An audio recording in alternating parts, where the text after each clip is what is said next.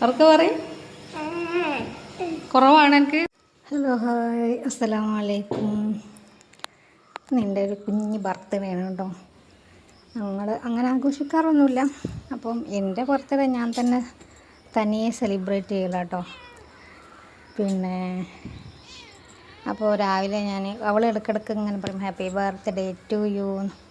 അപ്പോൾ ഞാൻ പറയും എൻ്റെ ബർത്ത്ഡേ ആയില്ല, ആകുമ്പോൾ പറഞ്ഞാൽ മതിയെന്ന്. അപ്പോൾ ഇന്ന് ഞാൻ പറഞ്ഞാൽ അന്ന് എൻ്റെ ബർത്ത്ഡേ ഇനി പറഞ്ഞോ അങ്ങനെ പറയതാട്ടോ. പിന്നെ ഞാൻ വീഡിയോ എടുക്കുന്ന കണ്ടപ്പോൾ ഒക്കെ കുറവായി. പിന്നെ അന്ന് രാവിലെ ചിന്നു ഇല്ല കേട്ടോ. ചിന്നുവിൻ്റെ മക്കൾക്ക് പനിയാണ്ട് ഉള്ള വീട്ടിലാണേ. അപ്പോൾ പത്തിരി കുറച്ച് ഫ്രിഡ്ജിലുണ്ടായിരുന്നു. അപ്പോൾ ഞാൻ കുറച്ച് ഉപ്പുമാവും ഗ്രീൻ പീസ് കറിയും ഉണ്ടാക്കി കേട്ടോ. പിന്നെ വിചാരിച്ചു ഉച്ചക്ക് പിന്നെ ഫ്രൈഡ് റൈസ് ഉണ്ടാക്കാം. അങ്ങനെ ഫ്രൈഡ് റൈസിനുള്ളതൊക്കെ ആക്കി വെച്ചതാണ്.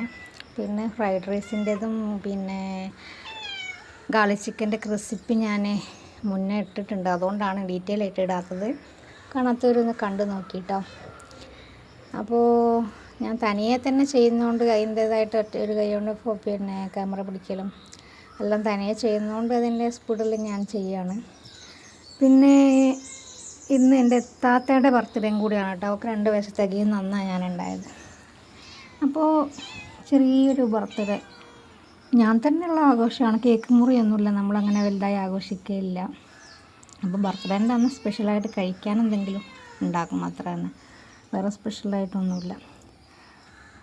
പിന്നെ എന്താ പറയുക, ഇവിടെ ഞാൻ പൂച്ചകൾ വോയിസ് ഓവർ കൊടുക്കുക. പൂച്ചകൾ പുല്ലിൻ്റെ ഉള്ളിലൂടെ കാലിട്ട് എന്നെ തോണ്ടുന്നുണ്ട്. അവർക്ക് ചിക്കൻ്റെ ഇതൊക്കെ കിട്ടാൻ വേണ്ടിയിട്ടാണ്. അപ്പോൾ അങ്ങനെ ഏതാ ബർത്ത്ഡേക്ക് ഒക്കെ റെഡിയായി. ഇനി വൈകുന്നേരം ഒരു പായസം അല്ലെങ്കിൽ പാനിപ്പൂരി ഇതിലേതെങ്കിലും ഒന്ന് വെക്കണം എന്ന് വിചാരിച്ചു. അപ്പോൾ ഇനി അതും കൂടി വ്ളോഗിൽ ഇട്ടിട്ട് പിന്നെ രാത്രിയാവും.